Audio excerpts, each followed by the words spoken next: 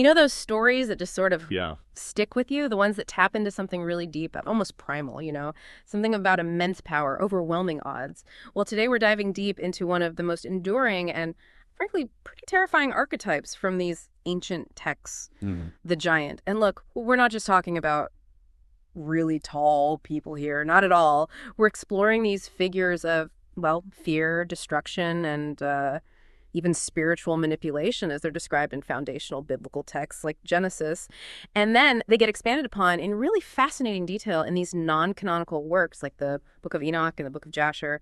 But here's where it gets really interesting. What if the spirit of these ancient giants, what if it didn't just vanish with the flood or, David's slingshot? What if it simply evolved? We'll explore how these destructive tendencies, their methods, force, power, manipulation, find some surprising, maybe unsettling parallels in our modern world in what we might call corporate or political giants. Yeah. Now, our mission today, it isn't about proving some literal theory, right? It's more about giving you some serious food for thought, a fresh perspective on these age-old narratives, and how strikingly relevant they might still be.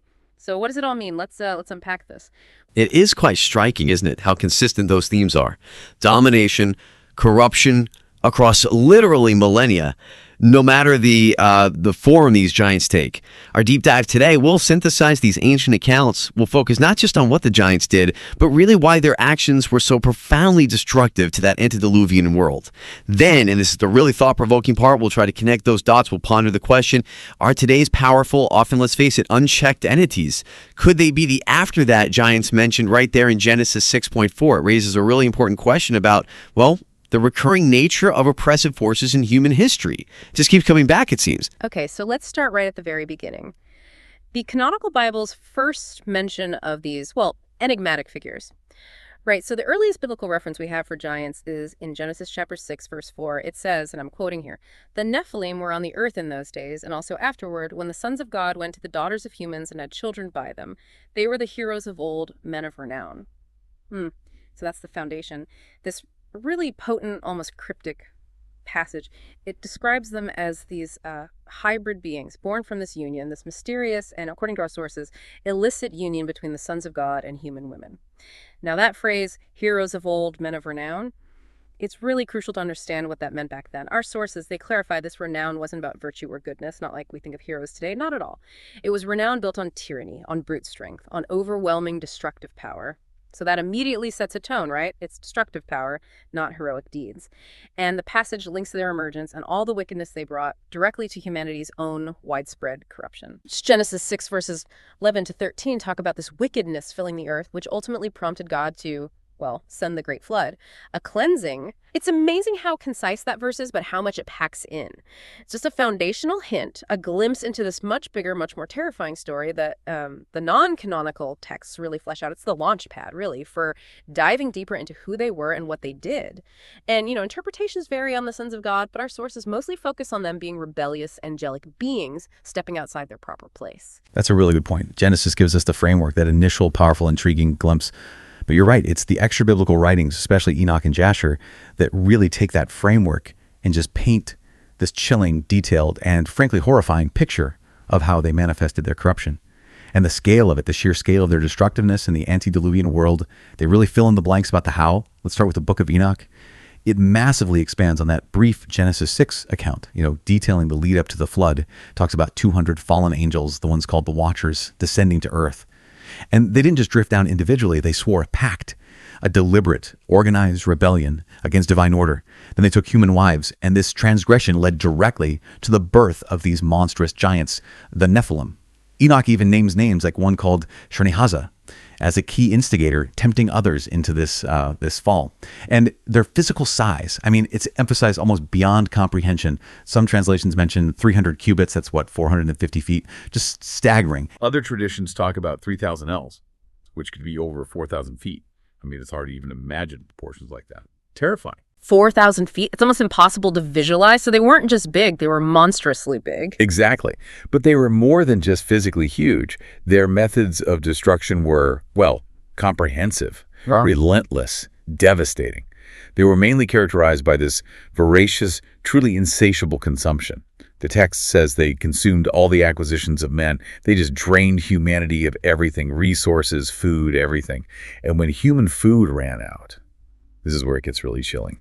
The accounts say these giants turned on humans themselves, devouring their flesh, drinking their blood. Oh, wow. That's graphic. It is. And their appetite wasn't just limited to humans. It says they sinned against birds, beasts, reptiles, and fish, consuming all life, disrupting the whole ecosystem. This wasn't just about survival. It was a profound transgression, both spiritual and ecological. So it wasn't just physical dominance. There was something deeper going on. Absolutely.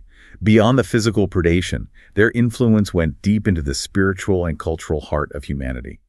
They were profound spiritual and cultural corruptors, the Watchers, and then the Giants. They taught humanity forbidden knowledge, not just skills, but knowledge meant to corrupt, to empower destructive desires.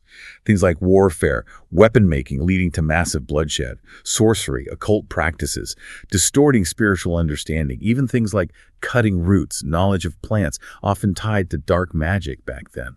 This wasn't just information sharing. It says it accelerated humanity's corruption, spreading destructive secrets, fueling sin everywhere, turning humanity away from God, from order. Their very presence brought violence, murder, even cannibalism. The whole world filled with bloodshed, terror, and their actions, their unchecked greed and violence, it even led to environmental devastation, polluting the earth itself. Just complete disregard for creation. So they were corrupting everything they touched, essentially. Pretty much. The ultimate consequence of all this, their appetites, their violence, their manipulation, was an existential threat to humanity. The world became so perverted that it led directly to God's decision to cleanse it with the flood. It's explicit. God imprisoned the Watchers under the earth, flooded the world to wipe out their monstrous offspring and the wickedness they'd sown. And what's fascinating, fragments from the Qumran Book of Giants even give hints about the giants' own anguish, their unsettling dreams. Some fragments mention Gilgamesh. It adds this weird layer of psychological depth, showing them as complex, maybe even tormented, but still profoundly destructive. Wow. Okay, so that's Enoch. What about the Book of Jasher? Does it paint a similar picture? It does, very much so. Jasher is interesting because it's referenced in canonical scripture, like in Joshua and 2 Samuel. Even though it's not canonical itself, it powerfully corroborates Enoch's account. It also depicts giants as angel men, progeny of fallen angels, reinforcing that narrative of unnatural, rebellious origin. Jasher really emphasizes their destructive methods through sheer physical domination and enslavement. It talks about their immense might, the ferocious battles they fought, the terror they inspired among humans. It says they enslaved and subdued weaker peoples, ruling purely through fear and raw strength. Robbery, plunder, extortion. It was just how they operated. So total rule by force. Total rule by force. And Jasher also vividly details how they corrupted the earth with bloodshed and wickedness, consumed vast, unsustainable resources, and even engaged in bestiality, producing more hybrid monstrosities, further perverting the natural order, this pervasive oppression and violence, this total breakdown of morality and natural law. Jasher explicitly cites these as the reasons for God's intervention, for the flood. It also hints, like Enoch, at the giants being a source of destructive knowledge, reinforcing that their manipulation went beyond just brute force. It was also about corrupting human understanding. Okay, so if we pull all these threads together then, Genesis, Enoch, Jasher, what's the big picture of the antediluvian world under these giants? How deep did that corruption really go? It's a crucial question because it really underscores their impact. What's absolutely clear is that both Enoch and Jasher paint them as far more than just big brutes. They were fundamentally spiritual corruptors, embodying rebellion against God's design, actively distorting creation at its core. Their very existence was seen as a violation of divine order, an affront to natural and spiritual laws.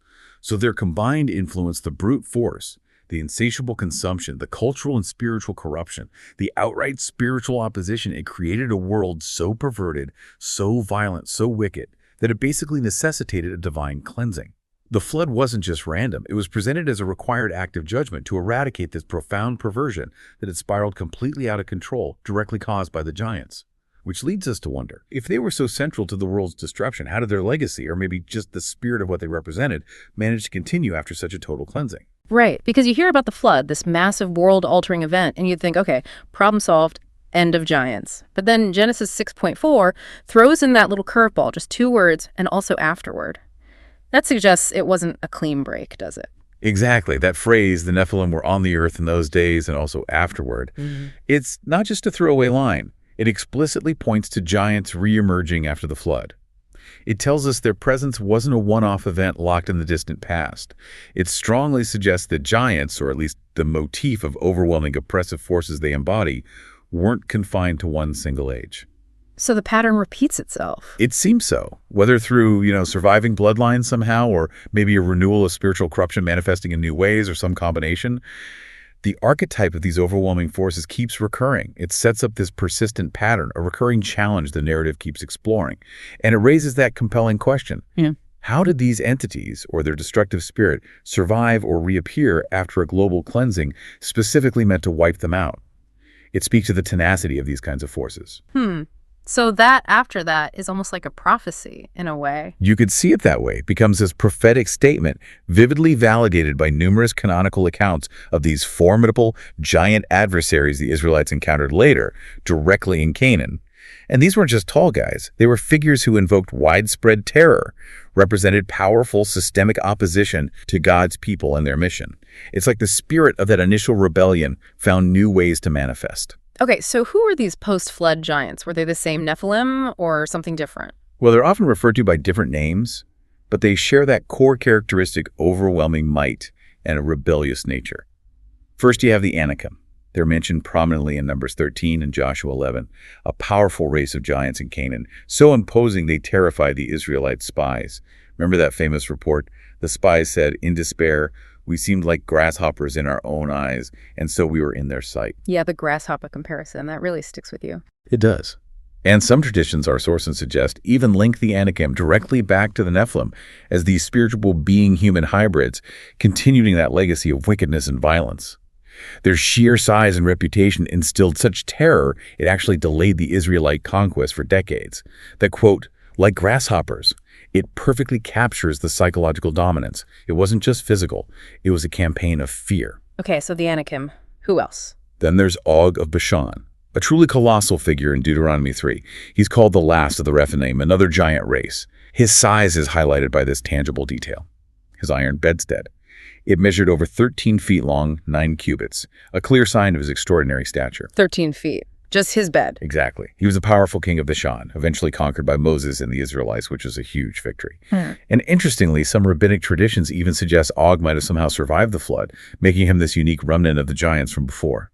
His defeat and the taking of his lands became this powerful symbol of divine victory over chaos and overwhelming opposition. And then, of course, the most famous one. Goliath of Gath, absolutely. Yeah. The story in 1 Samuel 17, the Philistine champion, over 9 feet tall, 6 cubits in a span. For 40 days, he defied Israel, mocked their army, mocked their God, until young David took him down with a sling. He was decked out in massive armor, and his family line, the text notes, was related to other giants. So it wasn't just him, there was lineage there. Goliath really embodies that overwhelming opposition, the defiance, the manipulation through intimidation, relying purely on his size and presence to terrify everyone. That reliance on brute force, manipulation, power to control, it's such a consistent theme across all these giant stories. It really is. Are there others mentioned too? Yes, there are other mentions that reinforce this wasn't isolated. Deuteronomy 2 identifies the Eamim, a name literally meaning terrors, as another giant race that used to live in the land. And later, in the 2 Samuel 21 and 1 Chronicles 20, there are references to other unusually tall, powerful Philistine warriors. It suggests these figures were a persistent, recurring challenge after the flood, a lingering scourge. So, this persistence, the Anakim, Og, Goliath, these others, what does it tell us about their nature? Was it just the same old story repeating, or did things change after the flood? That's a key takeaway. If we connect it all, these post-flood encounters clearly show a consistent pattern of rebellion and opposition. Their goal was always subjugation, domination, terror, not peaceful coexistence. They absolutely maintained the same destructive, oppressive characteristics as their antediluvian predecessors. Whether through physical might, psychological fear, or open warfare, the aim was control, instilling fear, undermining any authority but their own.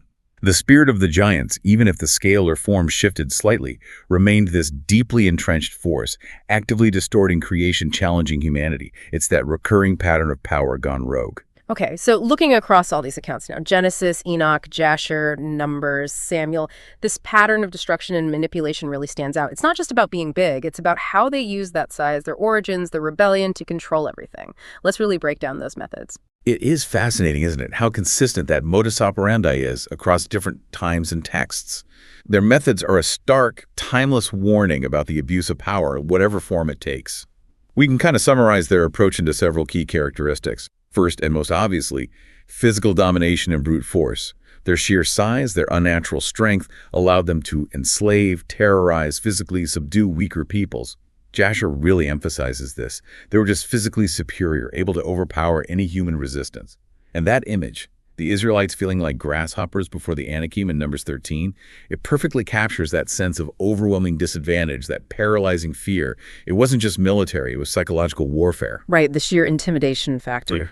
Exactly. Second, their defining trait was insatiable consumption. They had these voracious, merciless, bottomless appetites.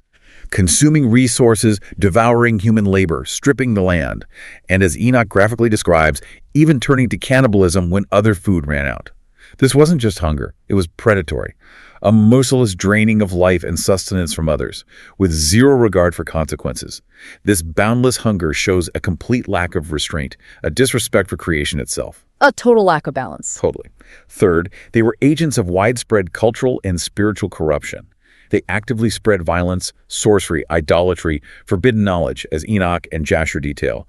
This wasn't passive. It actively sped up humanity's moral decline, introducing destructive secrets, creating pervasive wickedness. This highlights their role as spiritual corruptors, turning society away from divine order, from truth. Their manipulation went beyond physical threats into the very fabric of belief, morality, spiritual practice, fundamentally distorting humanity's relationship with God and each other. So they corrupted from the inside out as well. Precisely.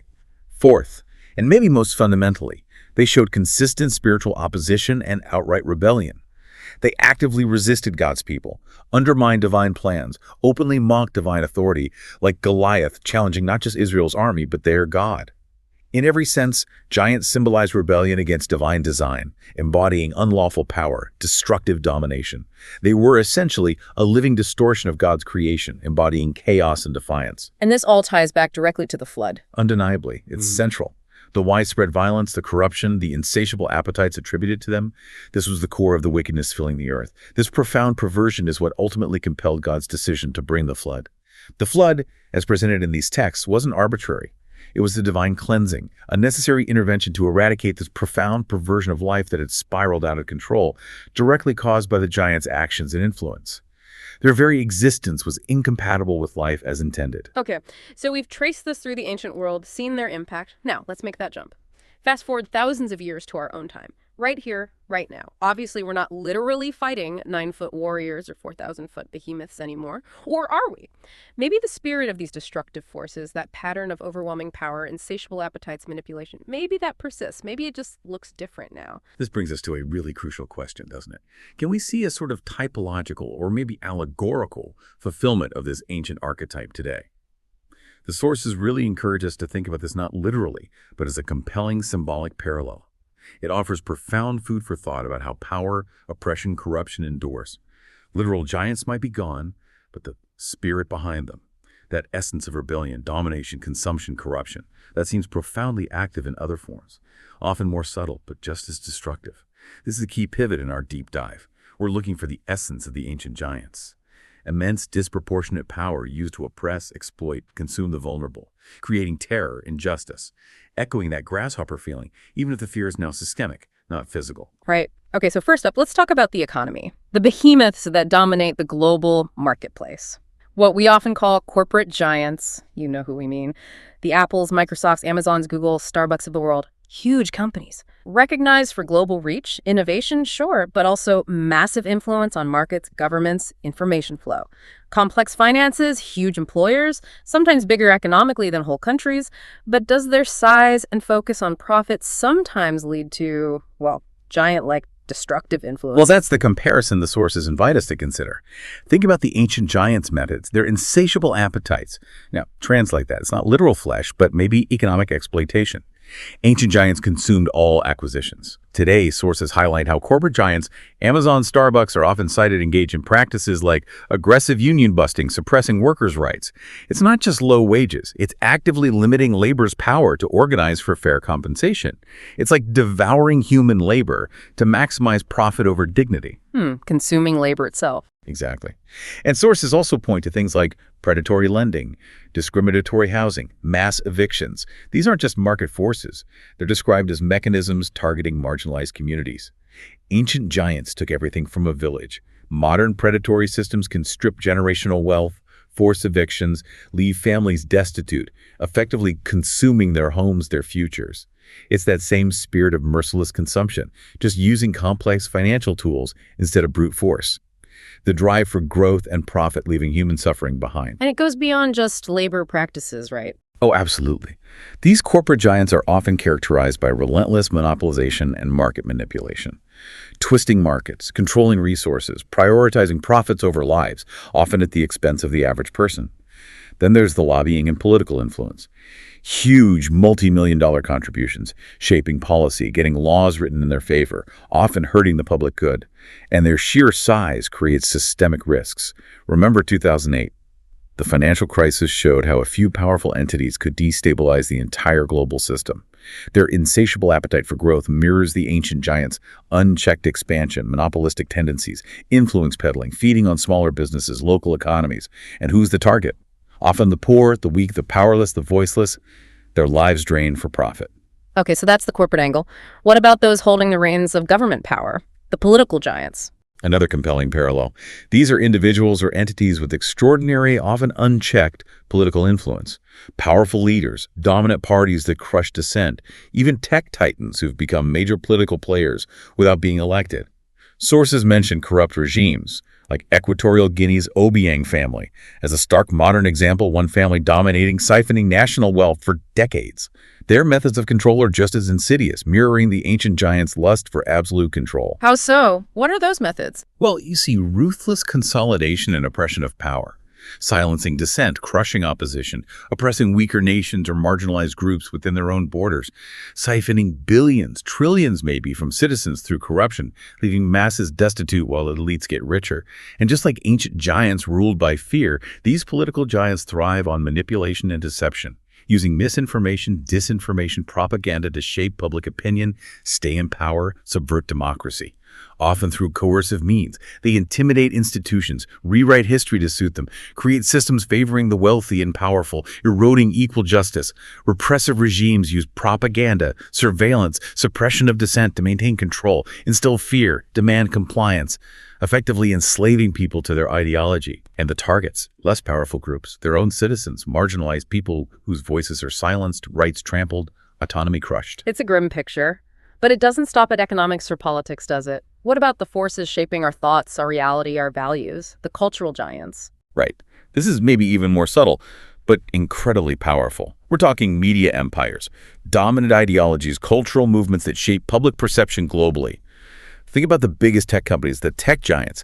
They have unprecedented control over information flow, raising huge concerns about privacy, surveillance, censorship, their ability to influence behavior and narratives on a massive scale. So controlling the narrative itself. Exactly. And engaging in manipulation through knowledge, much like ancient giants taught corrupting secrets. Social media algorithms, mass data collection, targeted marketing, they create an information ecosystem designed to manipulate behavior for profit or politics, shaping our desires, fears, beliefs, often without us realizing it.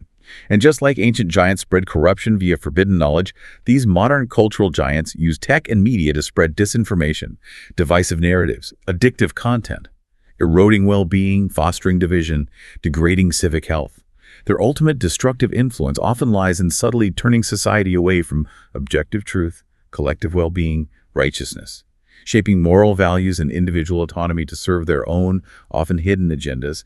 It's a sophisticated kind of spiritual and intellectual subjugation. Wow, so when you put it all together, the economic, political, cultural, the terror they produce isn't necessarily that instant fear of being eaten like in the old stories. No, it's often more insidious, a slow, agonizing dread, the dread of being crushed by an uncaring system, losing your voice, your dignity, your livelihood, even your ability to think freely. Those echoes of the Israelites feeling like grasshoppers, they're incredibly strong here. It's that timeless feeling of being insignificant, powerless, exploited by an overwhelming systemic force, that sense of powerlessness that can really permeate modern life. Which brings us right back to that core, really provocative question of this whole deep dive. When Genesis 6.4 says, there were giants in the earth in those days and also after that, is it possible? Could it be that our modern corporate, political, cultural behemoths are, in a way, the new after that giants, the ones the text hinted at. It's a really provocative thought. It forces us to ask, what does giant even mean today? It really does. And it's an important question, framed by our sources as theological, philosophical, inviting deep reflection. Again, it's crucial. We're not talking literal fulfillment here, like physical giants and Zeus. We're exploring a powerful, symbolic, allegorical reading, an interpretation that highlights this profound, maybe chilling continuity in the nature of oppressive power, regardless of its form or era. Revisiting Genesis 6.4, that phrase, and also afterward, it strongly suggests the destructive, rebellious spirit of the Nephilim persists. It finds new expressions throughout history. There's a recurring pattern. Exactly. A recurring pattern of oppressive forces, a spirit of destruction and corruption. That's a timeless human challenge. The spirit behind them that drive to rebel against divine order, exploit humanity. It remains active, finding new, sophisticated ways to manifest. Okay. So if we accept that allegorical view, what are the most striking parallels between the ancient giants and these modern ones that make the comparisons so potent? Yeah. Let's break down those shared characteristics. Right. Let's compare them point by point. First, the fundamental element. Disproportionate power and strength.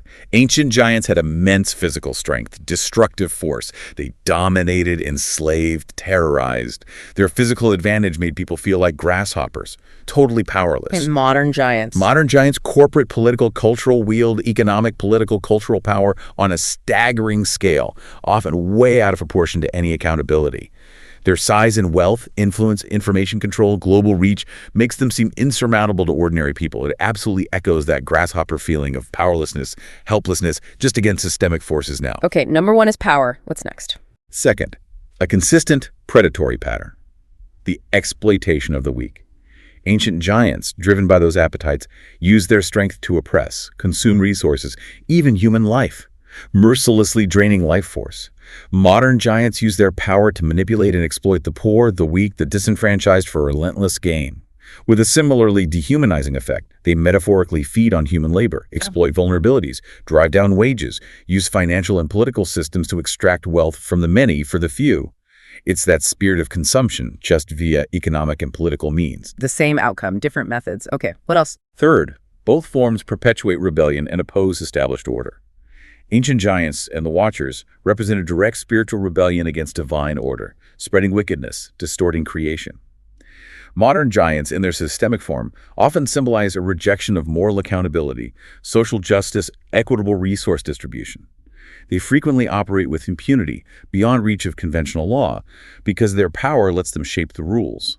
This reflects what sources call systemic evil, rebellion, counterfeit authority, power establishing its own morality, challenging a higher, just order. Right, setting their own rules. What's the fourth parallel? Fourth, there's that fascinating, disturbing element of hybrid nature and corruption.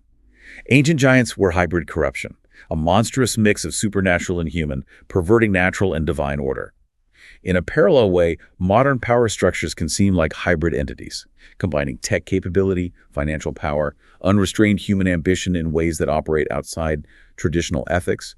They become something more than just organizations. They take on this almost monstrous autonomous life that's hard to grasp or control. A kind of technological, financial, hybrid monster. Okay, and finally. Finally, the pervasive trait of destructive appetites. Ancient giants had insatiable appetites, engaged in destructive behaviors, consuming resources, violence, polluting the earth. These appetites are powerfully echoed in the unchecked growth, monopolistic tendencies, relentless influence peddling of modern entities. Sources give chilling examples. Agribusiness giants, driving small farmers to ruin through economic power, consuming whole sectors. Politicians enabling systemic exploitation by weakening regulations, creating loopholes for the powerful to profit at others' expense. It's the same consuming spirit, just operating on a different, more complex battlefield. So this after that clause, it's not just historical, it's almost spiritual. Yeah. Like a persistent evil finding new ways to hijack human systems. That's exactly how the sources frame it. It manifests spiritually.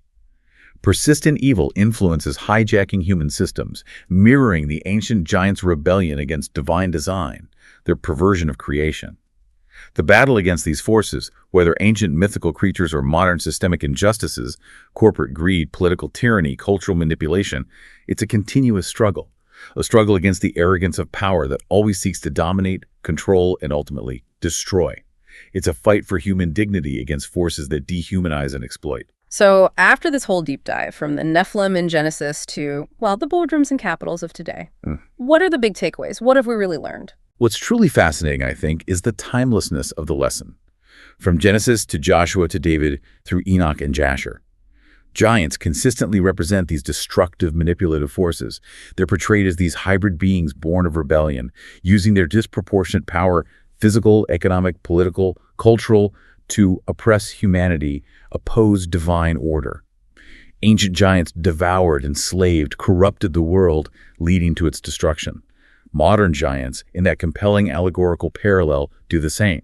Through corporate greed consuming livelihoods, political tyranny enslaving populations, cultural manipulation corrupting truth.